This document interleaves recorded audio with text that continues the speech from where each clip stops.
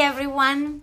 Today we're going to talk about one of the funniest TV shows of all times, The Office.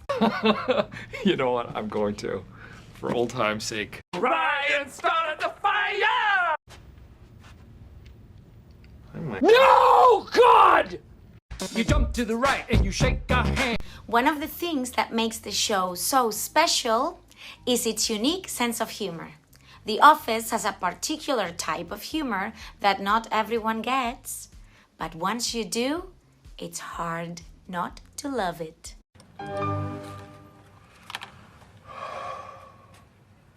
What are you doing? I don't know. Well, my mouth tastes so bad all of a sudden. Hey, I am Ms.Carolina. The humor in The Office is often referred to as cringe comedy or awkward humor. This type of humor relies on uncomfortable situations and misunderstandings to create comedic tension. The show also utilizes mockumentary-style filming, in which the characters speak directly to the camera as if they were being interviewed for a documentary. And you have made my life so much easier in that I am going to have to let you go first. What? Why? Why? Well, theft and stealing. Stealing? Now, let's talk about Michael Scott. As one of the most beloved characters on the show, he is the kind of boss that you love to hate. He is always trying too hard to be liked by his employees, and he has a unique way of saying and doing things that often get him in trouble. So just clean out your desk. I'm sorry.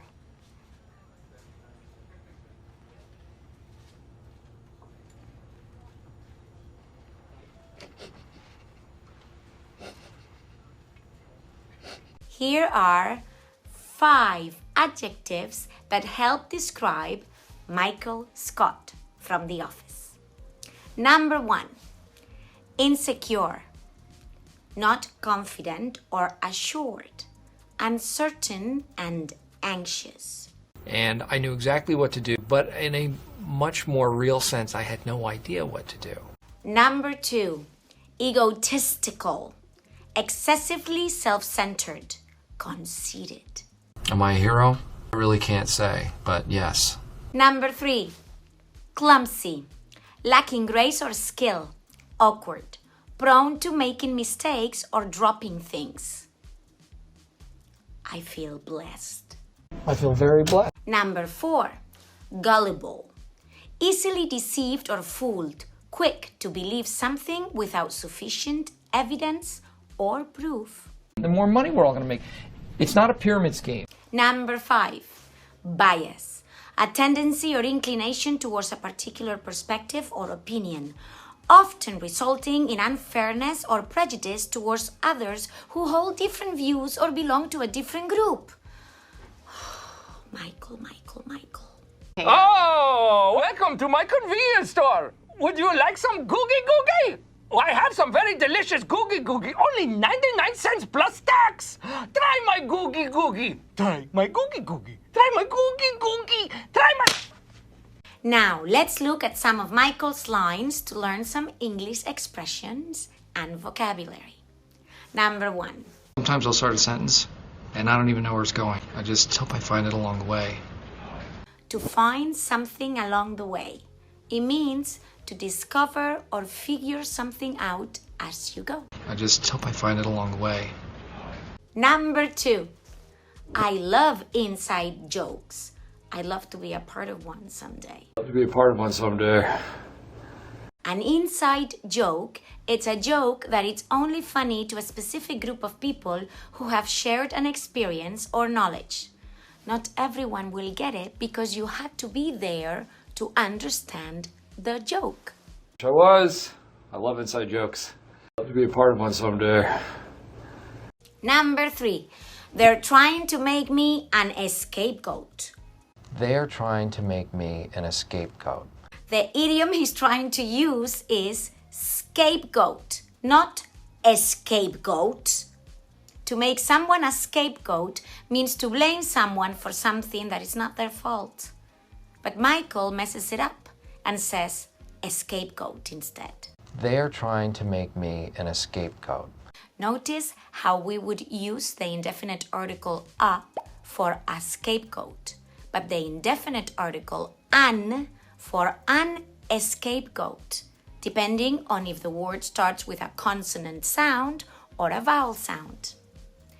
This is a great example of how Michael tries to sound smart, but often he fails. Oh, God. My mind is going a mile an hour. Number 4, tell him to call me ASAP as possible. Well, just tell him to call me ASAP as possible. Thanks. This one is not an idiom, it's an acronym. Michael is trying to use the acronym ASAP, ASAP, as soon as possible.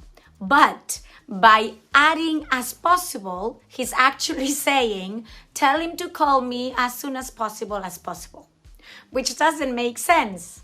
Just another example of how even when Michael is trying to be efficient, he still manages to mess things up. Well, just tell him to call me ASAP as possible. Thanks. Number 5. Fool me once, strike one. But fool me twice, strike three. This statement combines two different expressions. The first expression is, fool me once, shame on you. Fool me twice, shame on me. This saying implies that if someone tricks you or deceives you once, it's their fault or responsibility. However, if they trick or deceive you a second time, it's on you, because you should have learned from your previous experience and not trusted them again. Fool me once, strike one. But fool me twice, strike three. The second expression is a reference to baseball, where a batter is given 3 strikes before they are out. The correct expression is 3 strikes and you're out. This saying implies that if someone makes 3 mistakes or failures, they will be punished or removed from the situation. Michael Scott's statement combines these 2 expressions but messes them up by saying strike 1 instead of shame on you and strike 3 instead of you're out.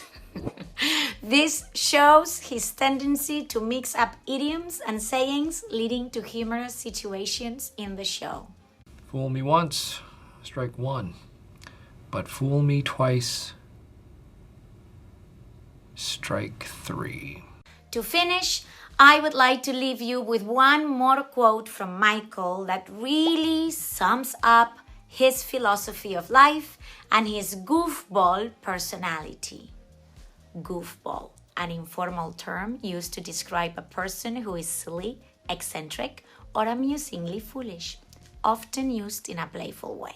My philosophy is basically this, and this is something that I live by, and I always have, and I always will. Don't ever, for any reason, do anything to anyone for any reason, ever. Very good, Michael. There is really no sense in this philosophy at all, just like Michael is. Nonsensical.